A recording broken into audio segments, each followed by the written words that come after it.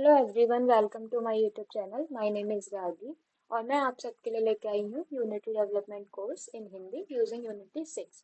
अगर आप एक बिगिनर हैं तो आप इस कोर्स को फॉलो कर सकते हैं। तो इस वीडियो में हम जानेंगे what is Unity, how to install Unity and what is basic concepts of Unity editing. तो यूनिटी एक गेम इंजन है जिसे हम अपने 2D एंड 3D गेम्स बनाने के लिए यूज़ करते हैं। इसके अलावा आप interactive applications and VR AR experience भी बना सकते हैं। तो यूनिटी इंस्टॉल करने के लिए सबसे पहले आपको अपने सिस्टम के ब्राउज़र पर जाना है और सर्च बार में लिखना है यूनिटी डाउनलोड।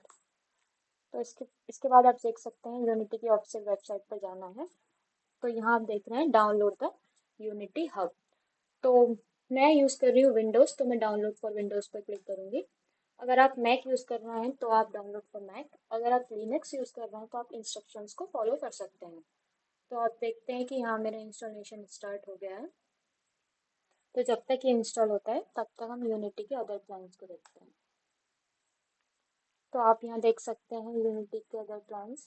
तो हम इस वक्त यूज़ कर रहे हैं यूनिटी का पर्सनल प्लान जो कि बिल्कुल फ्री है। अगर आप प्रो यूज़ करना चाहते हैं तो आपको $200 पर मंथ पे करना होगा।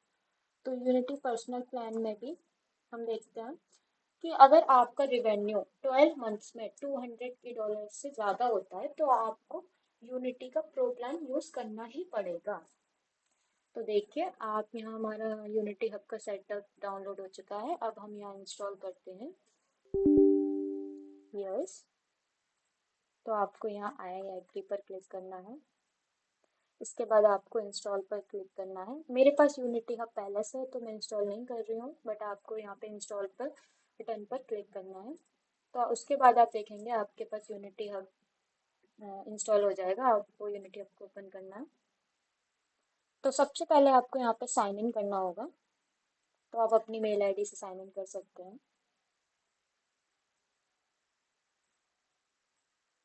तो देखिए यहाँ साइन इन हो चुका है।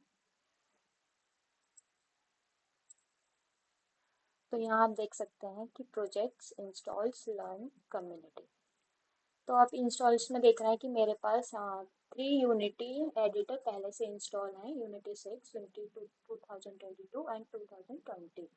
तो मैं आपको सजेस्ट करूँगी आप यूनिटी का LTS वर्जन ही यूज़ करें। तो हम यहाँ जाएंगे pre releases install editor official releases. तो आप यहाँ देख सकते हैं यूनिटी 6 का LTS वर्जन। तो आपको यहाँ इंस्टॉल पर क्लिक करना है। Android build support and Windows build support.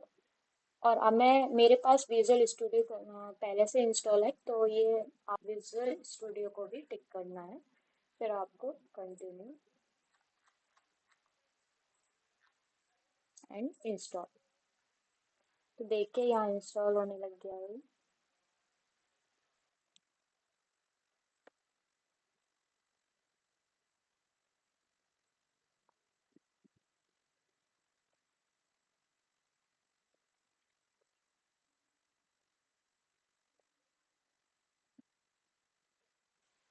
तो हमारा यूनिटी 6 इंस्टॉल हो चुका है। तो हम जाते हैं प्रोजेक्ट, हम क्रिएट करेंगे न्यू प्रोजेक्ट। तो न्यू प्रोजेक्ट के लिए आपको सबसे पहले न्यू प्रोजेक्ट। तो अगर आपके पास एक ही एडिटर है तो ये पहले से यूनिटी 6 सिलेक्टेड होगा, लेकिन मेरे पास पहले से ही यूनिटी एडिटर इंस्टॉल्स है तो मैं सेलेक्ट करूँगी यूनिटी 6 LTS वर्जन। तो यहाँ पर आप टेम्पलेट्स देख सकते हैं।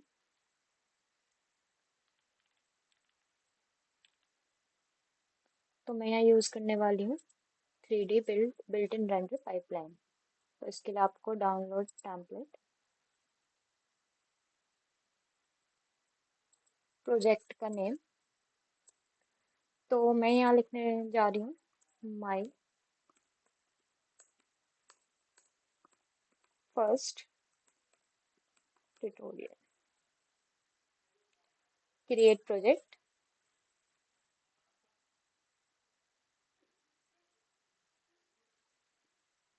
तो आप देख सकते हैं प्रोजेक्ट ओपन हो रहा है।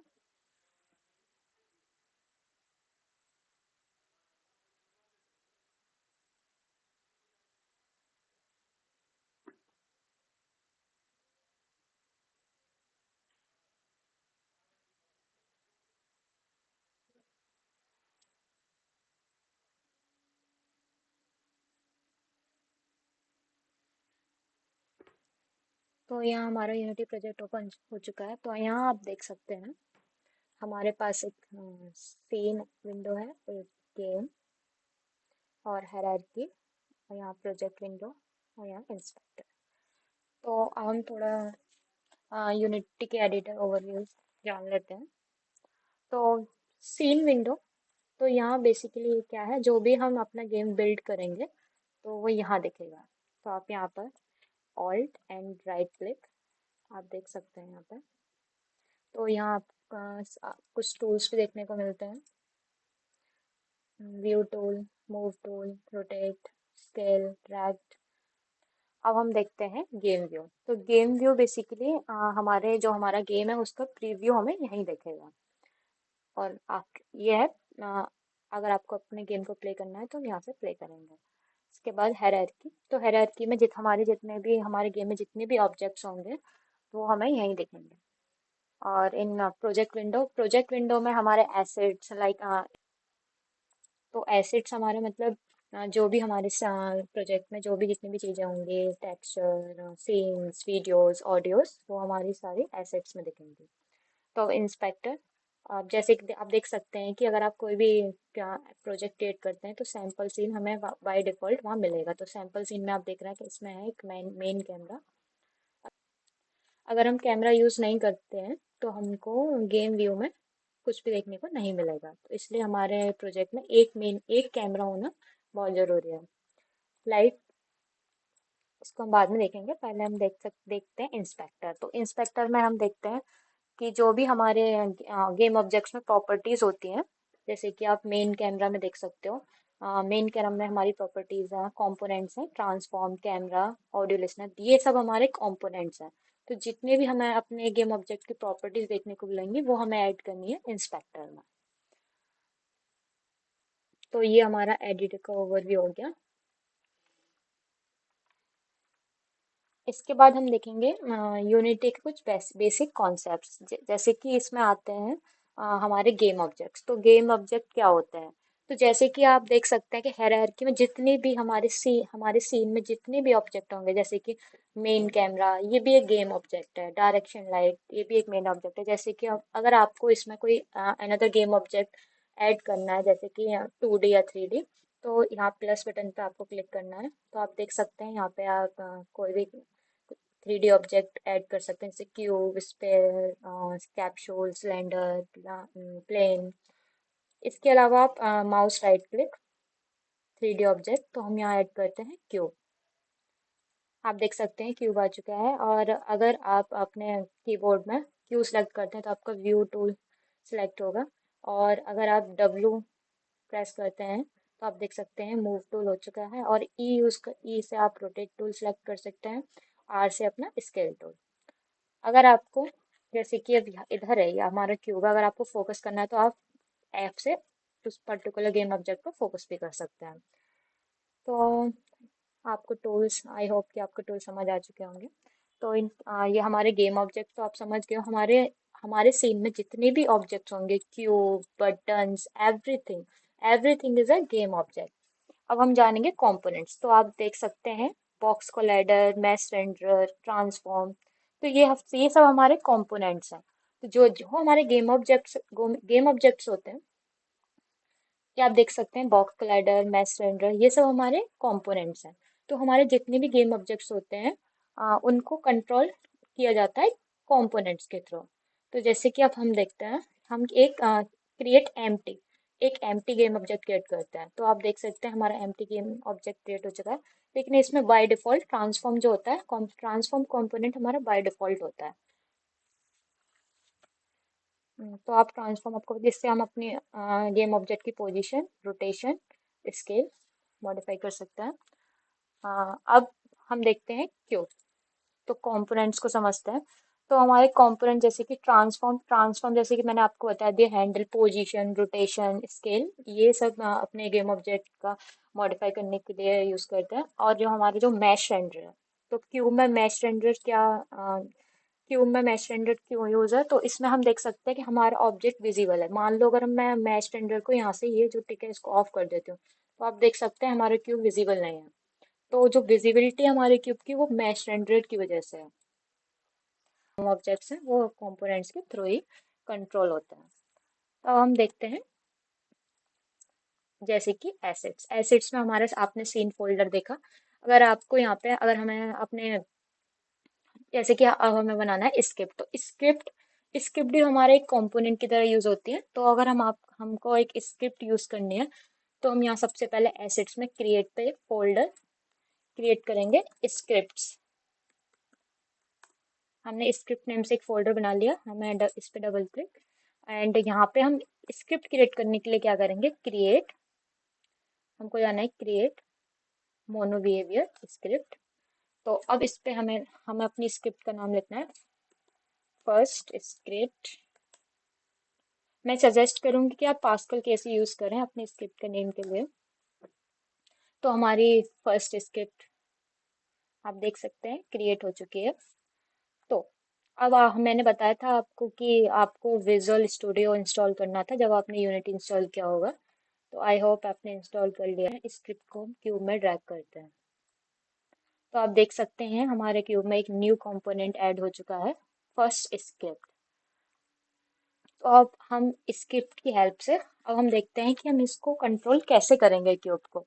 तो हम स्क्रिप्ट की हेल्प से अपने क्यूब को मूव कराएंगे। सबसे पहले हम अपने क्यूब को गेम सीन में दिखाते हैं। तो हम देखते हैं कि इस क्यूब को हमें दिखाना है कैमरे में। तो हम कैमरे की पोजीशन देखते हैं, कैमरा हमारा यहाँ पे है, तो हम क्यूब की पोजीशन कर देते हैं 0 0 0। तो आप देख सकते हैं कि हमारा क्यूब कैमरे में आ चुका है। अब हम हमने स्क्रिप्ट क्रिएट कर लिया है। अब आपको स्क्रिप्ट को ओपन करना है। तो जो आप ये देख सकते हैं यूजिंग यूनिटी इंजन। तो अगर आप यूनिटी में कोई स्क्रिप्ट क्रिएट करते हैं तो आपको ये बाय डिफॉल्ट ये स्क्रिप्ट मिलेगी, जिसमें आपको दो फंक्शन मिलेंगे, स्टार्ट अपडेट और एक क्लास। फर्स्ट स्क्रिप्ट हमारी जो हमने स्क्रिप्ट क्रिएट की है वो क्लास, और ये कहाँ से इनहेरिट हो रही है, मोनो बिहेवियर से।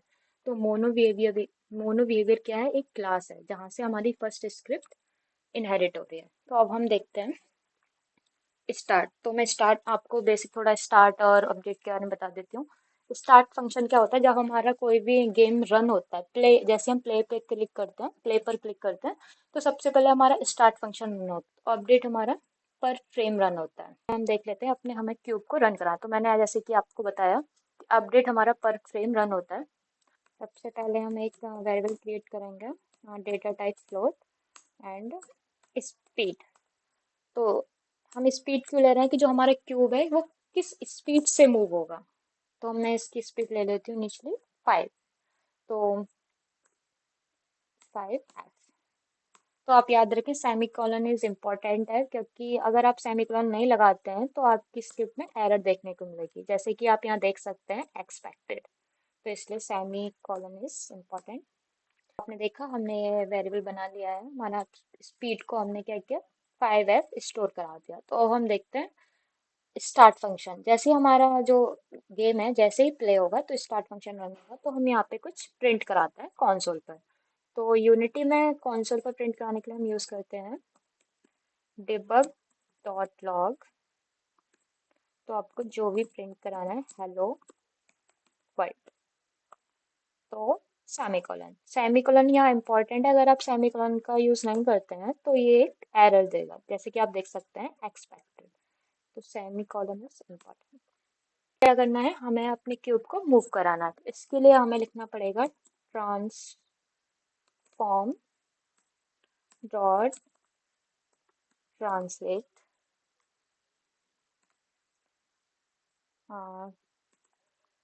Vector 3 dot.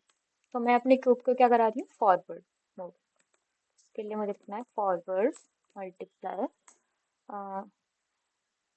मैंने क्या यूज किया यहाँ पे, स्पीड। तो मुझे ये किस भी स्पीड से कराना है उसको, मुझे उस स्पीड को यहाँ लिखना होगा, speed multiply time dot delta time. तो टाइम डॉट डेल्टा टाइम क्यों यूज करें, ताकि हमारा जो क्यूब है स्मूथली मूव हो। तो सेमीकोलन। तो आप देख सकते हैं हमारी स्क्रिप्ट अब हम क्या यूनिटी में जाएंगे। हमने स्क्रिप्ट को पहले ही क्यूब में ड्रैग कर दिया है। अब हम सीन को प्ले करेंगे।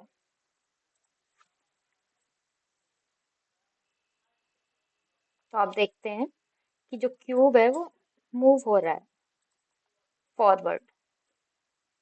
आई होप कि आपको समझ आया होगा।